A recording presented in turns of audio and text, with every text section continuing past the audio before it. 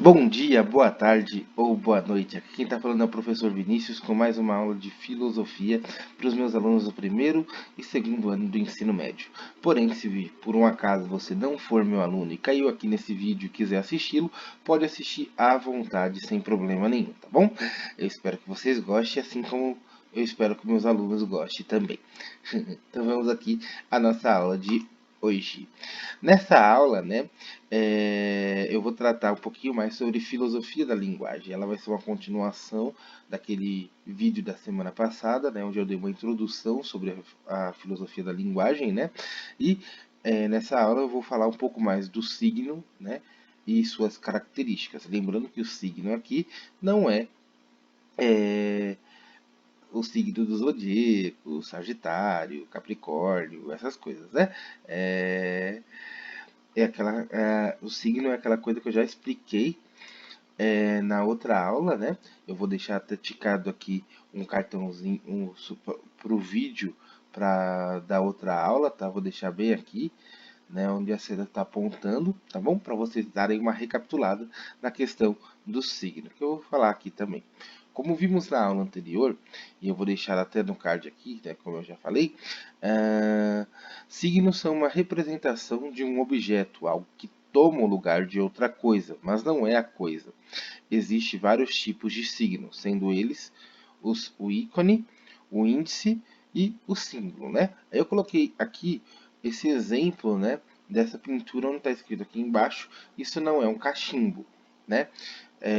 De fato, não é um cachimbo, é um signo, é um desenho que representa, né, um cachimbo, né, que tem uma relação de semelhança aí com o cachimbo, né?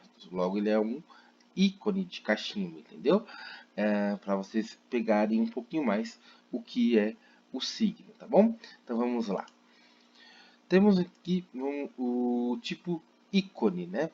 O signo de tipo ícone é quando o signo tem uma relação de semelhança com o objeto que ele representa. Por exemplo, aqui temos a imagem desse personagem de anime, do Kuroshitsuji, é o Ciel Phantom Hive, né? Essa imagem, esse desenho, tem uma semelhança com a imagem, com o ser humano, né? Conosco, tem uma semelhança conosco. Logo, a gente, quando vê essa imagem, a gente consegue entender que é um menino, né? E que ele é um humano, né? Então, essa imagem é um ícone, né? Ela tem essa relação de semelhança com alguma coisa, entendeu? Temos aqui também o índice, né? O índice é quando a relação com o objeto é de causa e efeito. Por exemplo, a fotografia de um carro, né, como a gente pode ver aqui, é um índice de um carro, pois ela é resultado da ação da luz refletida por um objeto captado pela câmera, né? Outro exemplo de índice é a chuva, por exemplo. A chuva pode ser o índice do ciclo da água, onde o calor do sol transforma a água para seu estado gasoso, ela assim vira nuvem e, por consequência, chove.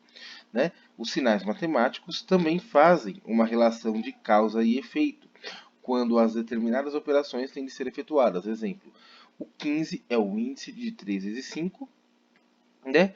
Ou 10 mais 5, ou 20 menos 5, né? Tem essa relação aí de causa e efeito, né? Aqui eu coloquei essa imagem do Donald fazendo contas, analisando. Eu até aconselho uma animação da Disney, onde o Donald explica um pouco de matemática, tal, chamada Donald no País da Matemática. Uma animação muito boa, se vocês não conhecem, eu aconselho, tá bom? E agora vamos para o próximo tipo de signo, né? Vamos falar um pouco do símbolo. Se a relação é arbitrária ou regida por convenção, temos assim o símbolo, né? Por exemplo, nossas palavras em nossa língua podem ser consideradas símbolos. A cor preta, simbolizando o luto e a dor da perda devido à associação que a escuridão da noite e seus mistérios nos suscita, também é um símbolo, né? E o desenho de um coração simbolizando amor, justamente também pelo coração ser o que bombeia nosso sangue, que é considerado nossa força vital, nos dando assim vida, tal como o amor nos dá, né? Também é um símbolo, né? Foi convencionado dessa maneira. né? A gente olha e já entende que está falando de tais coisas, né? A gente olha essa imagem aqui desse cachecol preto, né? E já entende que é uma mensagem de luto, né? Já passa um símbolo de luto pra gente. A gente olha aqui esse desenho do Mickey e da Minnie fazendo coraçãozinho e tal, a gente já entende que os dois se amam, né? Já entende que essa imagem está falando de amor, né? Isso é o símbolo, né? Existem vários símbolos por aí.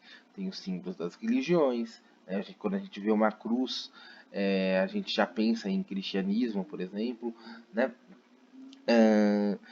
Tem os símbolos de movimentos, tem os símbolos de N coisas, né? Que a gente já olha e já compreende, já consegue captar a mensagem. E além desses elementos, a linguagem também tem o elemento do repertório, né? E o que seria esse repertório? O repertório é a relação de signos que compõe determinada linguagem. É o que ajuda a dar sentido às coisas, né? Por exemplo, nós entendemos que a palavra mesa refere-se à mesa, pois alimentamos nosso repertório, né? É, para conseguir entender que aquilo é que essa palavra se refere à mesa, né? E o conceito de repertório se refere ao nível de conhecimento do receptor, o seu nível cultural, a sua instrução, né? Todos os dias de nossa vida, de certa maneira, estamos melhorando o nosso repertório. Quando a gente está estudando, assistindo aqui a videoaula, lendo um livro, lendo um quadrinho, né? A gente está melhorando o nosso repertório, né? Para conseguir se comunicar melhor, né? Quando lemos, já falei, quando vemos um filme sobre um assunto que não faz parte do nosso cotidiano, também estamos melhorando o nosso repertório, né? E o processo de aprendizagem de outra língua, por exemplo, também pode ser chamado de aquisição de repertório, né? Seja ele cultural ou não. Por isso, como sempre digo, estudar outras línguas é também alimentar-se de nossas possibilidades de soluções para determinados problemas que talvez não conseguiríamos compreender. E toda língua ensina algo. Por exemplo, o japonês ensina a beleza da objetividade, o inglês a agilidade do comerciante, o português a potência de certos sentimentos, como a saudade ou a gratidão, como a gente viu no outro vídeo, entendeu? E tudo isso vem com o repertório, com a nossa aquisição de cultura, com a nossa aquisição de mais conhecimento, né? A gente vai conseguindo fazer mais ligações, a gente vai conseguindo dar mais significado aos signos que nos são apresentados, conforme a gente vai enriquecendo o nosso repertório, né? E agora que falamos um pouco sobre o signo e suas características, eu vou apresentar a vocês alguns autores importantes para o tema da filosofia da linguagem e indicar a leitura deste quadrinho, né, o Logicomix, uma jornada épica em busca da verdade. É um quadrinho muito bom que fala sobre o Bertrand Russell, e sua jornada em busca da verdade, em sua jornada em busca de conhecimento, né? Eu aconselho muito esse quadrinho, por quê? Porque esse quadrinho traz a história de Bertrand Russell, como eu já disse, né, e sua relação com outros pensadores da matemática, lógica e linguagem, como por exemplo Ludwig Wittgenstein, Frege, dentre outros também, né? E agora eu vou apresentar o Bertrand Russell para vocês, o Ludwig Wittgenstein e o Frege para vocês, tá bom? Quem foi Bertrand Russell? Durante o século XX, o filósofo inglês Bertrand Russell foi considerado um dos intelectuais mais importantes de seu tempo.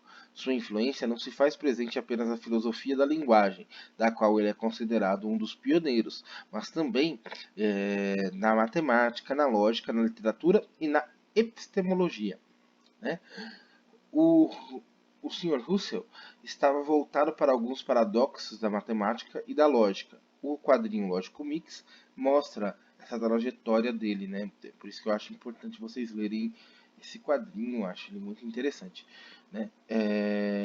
O seu interesse pela filosofia da linguagem, principalmente dos problemas de linguagem na filosofia, ocorreu depois que o filósofo, devido às suas pesquisas em lógica, se voltou para a epistemologia, né? E esse é o Bertrand Russell. Eu aconselho vocês conhecerem a obra dele. E o Ludwig Wittgenstein. Ele é um filósofo austríaco, recebeu suas primeiras experiências em filosofia de Bertrand Russell, o único que tinha um temperamento tranquilo o suficiente para aturar a personalidade tida como insuportável e arrogante do jovem Wittgenstein, né, que atualmente é reconhecido como um dos grandes gênios criativos do século XX. Russell não apenas suportou Wittgenstein, ele ensinou pacientemente tudo o que sabia, mas também lhe apoiou de todas as formas na sua produção filosófica, antevendo que o jovem gênio seria o prosseguimento de suas ideias. Este grande movimento filosófico iniciado por Russell, né, que foi a filosofia analítica, né, que tem também em suas bases a filosofia da linguagem também, né. A filosofia de Wittgenstein se divide em duas fases. A primeira, onde ele expõe parte das ideias que desenvolveu com Bertrand Russell, ainda que existam discordâncias entre eles, né, representada pela sua obra Tratados Lógico-Filosóficos, e a segunda, onde o filósofo irá discordar dele mesmo e estará o seu conceito de jogos de linguagem, né, na sua obra Investigações Filosóficas. E, por fim, vou apresentar para vocês aqui o Sr. Frege, né? O Frege, ele também foi um dos pensadores, um dos filósofos alemães fundamentais para o desenvolvimento da filosofia do século XX, né? Podendo até mesmo ser considerado o marco inicial da filosofia analítica, né? Ele influenciou definitivamente a filosofia da linguagem e, além disso, foi responsável por inovações conceituais no campo da lógica, da matemática e da epistemologia também, né? Porque quando a gente estuda a filosofia da linguagem, né, a gente estuda também um pouco de lógica, de matemática, porque matemática também é linguagem, e de epistemologia também, né? De como se dá o conhecimento também, né? E talvez por isso ele tenha declarado que todo bom matemático tem um pouco de filósofo e todo bom filósofo tem um pouco de matemático. Já fazendo um link aí com o Pitágoras que eu citei lá na primeira aula, né? A filosofia nasceu da matemática, nasceu de um matemático que foi o Pitágoras, como vocês viram, né? Então, por isso que a filosofia da linguagem ela recupera esse diálogo entre a lógica, a matemática e a epistemologia também. Entenderam? Depois, quem sabe, no próximo vídeo, eu posso aprofundar, né? E sobre o que eu falo da origem da palavra filosofia, eu vou deixar aqui onde a seta está apontando, né? Um cardzinho lá para a primeira aula da gente, onde eu explico o conceito de filosofia para vocês relembrarem, tá bom? Aqui tá as referências que eu tive para produzir essa aula. Vocês podem ler. E por essa aula é só. Ela ficou curtinha dessa vez, 3 minutinhos, tá ótimo. Na próxima aula, quem sabe a gente se aprofunda um pouco mais nessas questões de filosofia da linguagem ou muda completamente o assunto. Não sei, vamos ver o que nos aguarda. Tchau, tchau. Tenha um bom dia, uma boa tarde ou uma boa noite. Eu espero que tenham gostado aqui do conteúdo desta semana.